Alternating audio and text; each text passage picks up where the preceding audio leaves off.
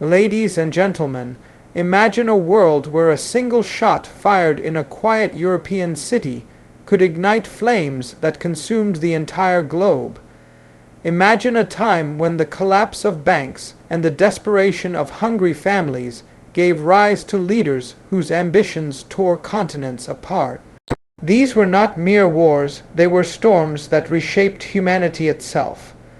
Today, we dive into the causes and consequences of World War I and World War II, not just as pages of history, but as lessons written in blood and resilience. The reason we must revisit these wars is simple. Their echoes are still alive. Borders we know, alliances we trust, even the balance of power we live under all were forged in those fires. To understand our present and safeguard our future, we must uncover how the world twice descended into chaos and how it struggled to rebuild from the ashes.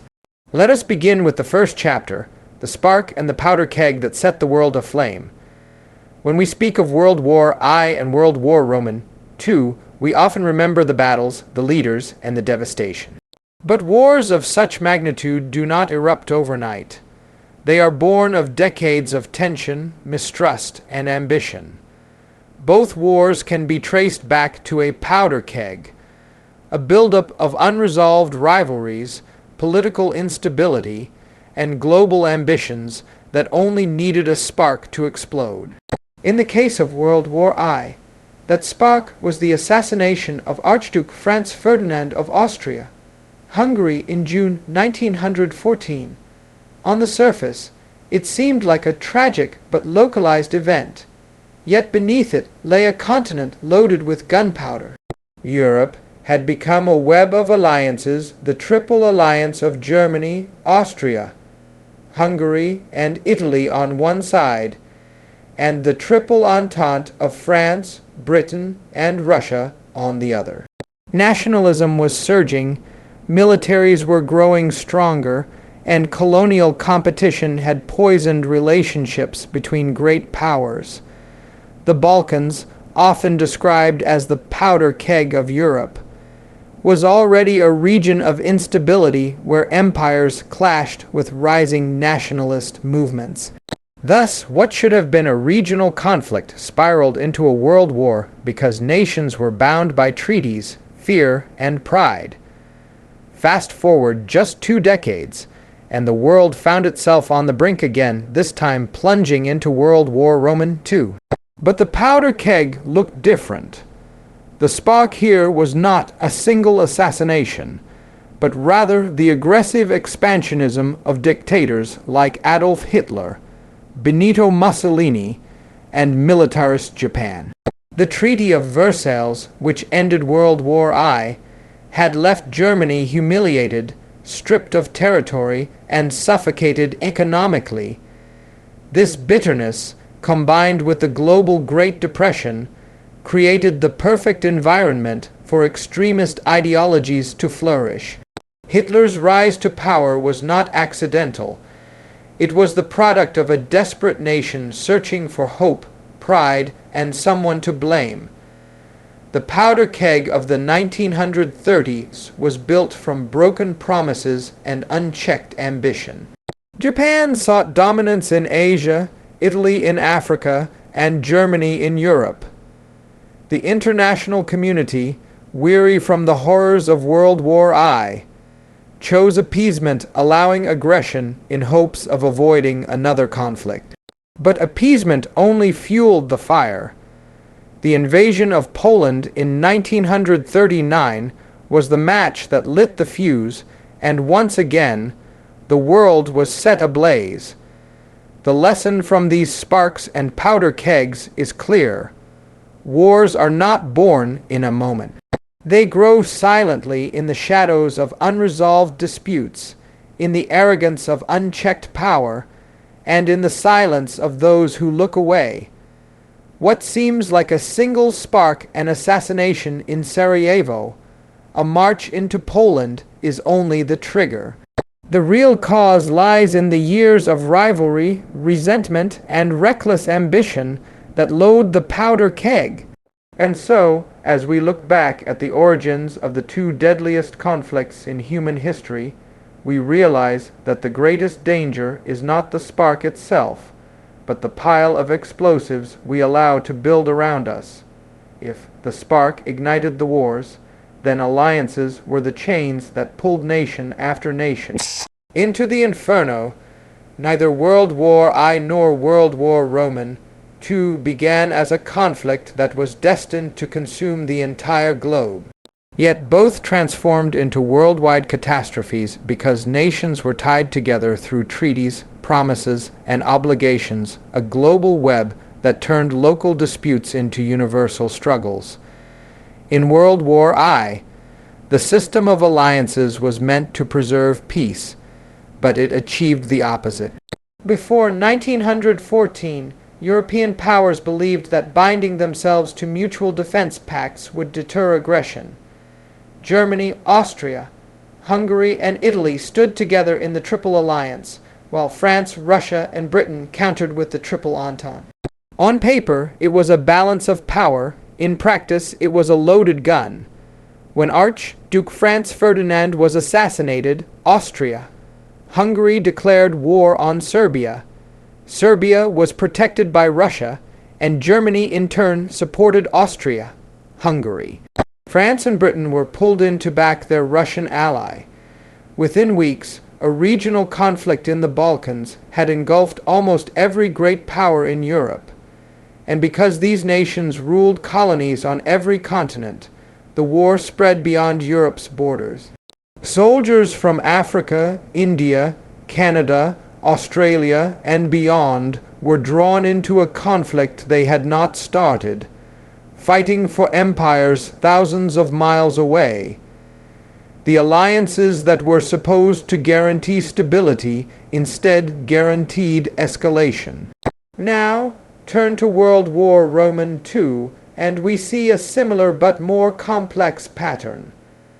This time, the alliances were shaped not only by treaties, but also by ideologies. On one side stood the Axis powers, Nazi Germany, Fascist Italy, and Imperial Japan. These nations shared ambitions of expansion and dominance, united by their rejection of the post-World War I order.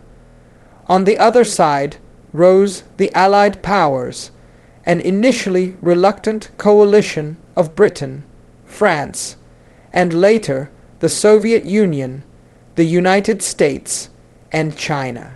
At first, the world hesitated to intervene, but alliances forced decisions that nations could not ignore. When Germany invaded Poland in 1939, Britain and France declared war because of their commitment to defend Polish sovereignty. Later, when Japan attacked Pearl Harbor in 1941, the United States joined the fight, drawing its industrial might into the war. In response, Germany and Italy declared war on America, binding the Axis even closer and expanding the conflict further. The consequence was clear. What began as regional aggression in Europe and Asia became a global confrontation, stretching from the deserts of North Africa to the islands of the Pacific. Nations far from the centers of conflict were drawn in, not out of choice, but because alliances, promises, and strategic interests left no room for neutrality.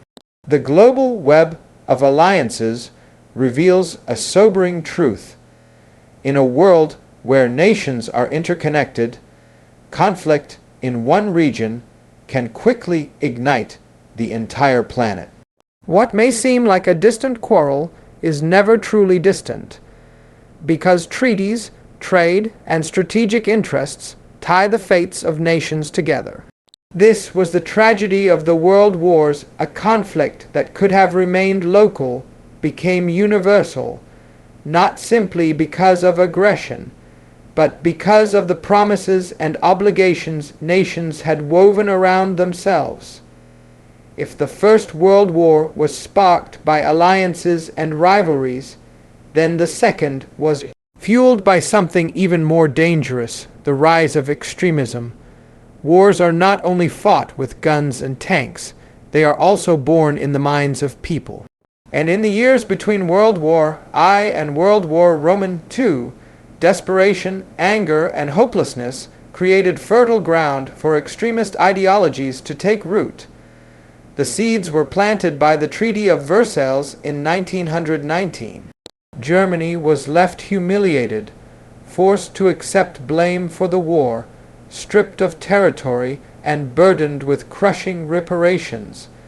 Millions of Germans felt betrayed, not only by the victors, but by their own leaders who signed the treaty. Add to this the global Great Depression of the 1930s, which destroyed economies, wiped out jobs, and left families starving. A society beaten down by shame and hunger will often look for someone to blame and for a leader who promises salvation. This environment gave rise to men like Adolf Hitler in Germany, Benito Mussolini in Italy, and militarist generals in Japan. These leaders exploited fear and anger to push radical ideologies. They promised a return to greatness, they scapegoated minorities and rivals, and they justified expansion through nationalism and racial superiority. Extremism thrives when people lose faith in democracy, in fairness, and in stability, and that is exactly what happened in the interwar years. Hitler's Nazi Party preached that Germany's problems were caused by Jews, communists, and foreign powers. Mussolini claimed Italy had been cheated of its rightful empire and vowed to restore Roman glory. Japan, struggling with economic troubles, turned to militarism and sought dominance over Asia under the banner of creating a Greater East Asia co-prosperity sphere. These movements were different in culture, but identical in their core: absolute power, aggressive nationalism, and rejection of compromise. What made these ideologies so dangerous was not only their rhetoric, but the fact that they translated words into action.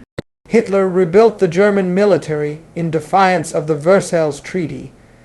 Mussolini invaded Ethiopia to expand Italian influence. Japan invaded Manchuria and then China, seeking resources and territory. And the world, still scarred by the horrors of World War I, hesitated to act. Democracies like Britain and France hoped appeasement would keep the peace, giving extremists even more confidence to push forward. The rise of extremism was not inevitable, it was allowed. It was the failure to address the grievances of World War I, the inability to stabilize economies, and the unwillingness to confront early acts of aggression that gave extremists their opportunity. Once in power, they controlled media, suppressed opposition, and indoctrinated youth, creating societies where war seemed not like a tragedy, but a destiny. The consequence was catastrophic. Extremist ideologies do not compromise, they do not coexist, they expand until they are stopped by force. And thus, the rise of extremism in the 1930s was not just a prelude to war. It was the very engine that drove the world into its second great catastrophe. When we speak of the world wars, we often talk about leaders, strategies, or political decisions. But the true cost of these wars was paid not in speeches or treaties, but in human lives and shattered societies. The devastation of World War I and World War II was unlike anything humanity had ever seen, a scale of suffering so vast that it forever altered the way we think about war itself. World War I was called the war to end all wars. Nearly 20 million people lost their lives, and more than 21 million were wounded. Entire generations of young men were wiped out in the trenches of France, Belgium, and beyond. Towns across Europe lost nearly all of their sons, leaving behind widows, orphans, and grieving parents. The psychological trauma, what we now call PTSD, left countless survivors unable to return to normal life. It was not just soldiers who paid the price. Civilians faced famine, disease, and displacement as battles tore through their homelands. Economically, Europe was left crippled. Nations buried in debt, industries destroyed, and farmlands turned into wastelands. This was the legacy of the first global conflict. But if the First War was devastating, the Second was apocalyptic. World War II killed an estimated 70 to 85 million people, around 3% of the world's population at that time. For the first time, civilians became the primary targets of mass destruction. Cities like London, Dresden, Hiroshima, and Nagasaki were reduced to rubble. The Holocaust revealed the darkest depths of human cruelty, with 6 million Jews systematically murdered alongside millions of others deemed undesirable by Nazi ideology. It was not just a war of armies, it was a war against humanity itself. The economic devastation was equally staggering. Entire cities were obliterated. Industries were bombed to dust. Europe and Asia faced famine, shortages, and homelessness on an unimaginable scale. In Japan, 2 atomic bombs annihilated Hiroshima and Nagasaki, not only killing instantly, but leaving survivors with generations of radiation sickness. In the Soviet Union, tens of millions were dead, and much of its land lay in ruins. The United States, while spared from destruction on its soil, spent billions and emerged as the world's industrial powerhouse, but at the cost of countless soldiers' lives abroad. Perhaps the greatest devastation was psychological. Trust between nations collapsed. Entire populations carried scars of displacement, hunger, and fear. Refugee crises spread across continents as millions fled destroyed homes or persecution. The wars shattered illusions of human progress. The same world that had boasted of science, art, and reason had used its genius to build poison gas, concentration camps, and atomic bombs. The human and economic devastation of the 2 world wars serves as a brutal reminder. Wars are not measured only in territory gained or lost, but in lives broken, futures stolen, and societies scarred for generations. The price paid was so immense that it demanded a complete rethinking of how humanity should govern itself to prevent such tragedies from ever happening again. From the ashes of destruction, something new was born. The world wars did not only destroy nations, they rebuilt the map of the modern world. The causes were tragic, the consequences devastating, but the outcomes shaped a new order that still defines international relations, politics, and global institutions today.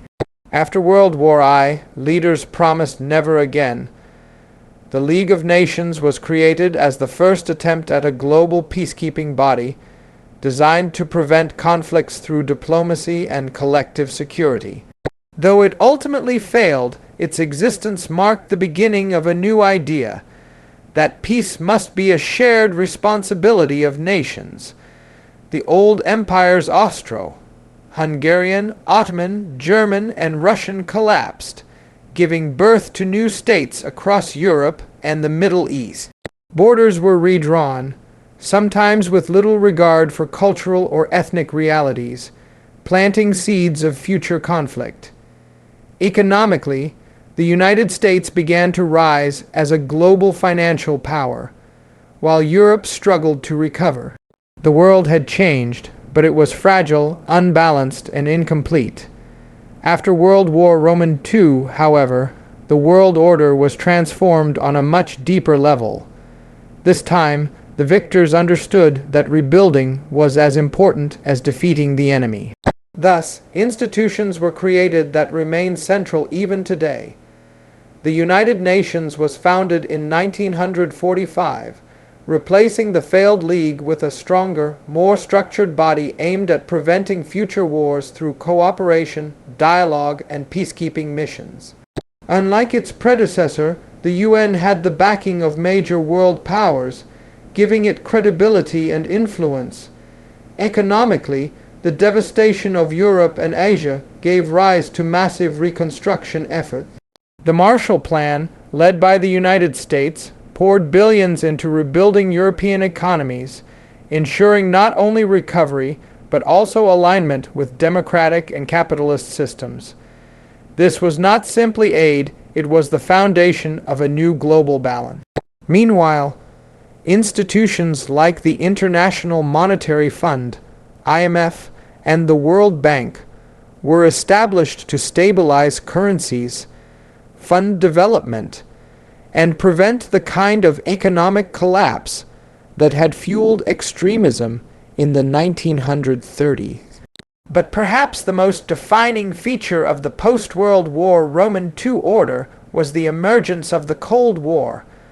The world was divided into two superpowers, the United States and the Soviet Union. Their ideological rivalry, capitalism versus communism, democracy versus authoritarianism, shaped politics, wars, and alliances for nearly half a century. NATO and the Warsaw Pact were born, cementing military alliances that once again bound nations together, this time under the shadow of nuclear weapons. The consequences of both wars also reached far beyond Europe. Colonies in Asia, Africa, and the Middle East saw the weakness of their European rulers and began to demand independence. The wars had accelerated decolonization, leading to a wave of new nations emerging in the mid-20th century. The global order was no longer dominated by a handful of empires. It was now a multipolar world where voices from every continent mattered. The New World Order, born of these wars, was not perfect, but it was transformative. It gave us international law, institutions of cooperation, economic recovery systems, and a recognition that global peace could not be left to chance. The sacrifices of millions forced humanity to realize that survival depended on collaboration, not just competition. Thus, the greatest legacy of the world wars is not only the destruction they caused, but the structures they inspired, structures that continue to shape our world today.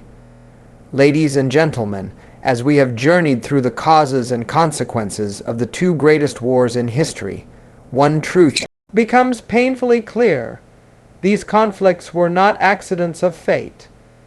They were the result of human choices shaped by ambition, fear, extremism, and silence in the face of danger. The spark and the powder keg showed us how small events can unleash unimaginable destruction when nations are armed with rivalry and mistrust. The global web of alliances revealed how promises meant to safeguard peace can instead drag entire continents into catastrophe. The rise of extremism warned us that when societies lose hope, dangerous voices can rise to power, turning despair into destruction. The human and economic devastation reminded us of the true price of war, not measured in victories or borders, but in lives lost, families broken, and generations scarred. And finally, the New World Order demonstrated humanity's determination to learn, to rebuild, and to create systems that might prevent history from repeating itself. But here lies the greatest challenge. Have we truly learned? The world today still faces tensions, rivalries, and voices of extremism. The lessons of the past are not just stories for history books. They are warnings for our present and guideposts for our future. The world wars reshaped humanity, but their ultimate legacy depends on us. If we remember, we can build a world of cooperation, justice, and peace. If we forget, we risk lighting the fuse of another powder keg.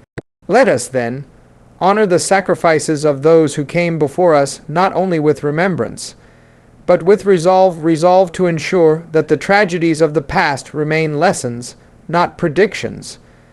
The responsibility is ours, the choice is ours, and the future depends on whether we choose peace over war.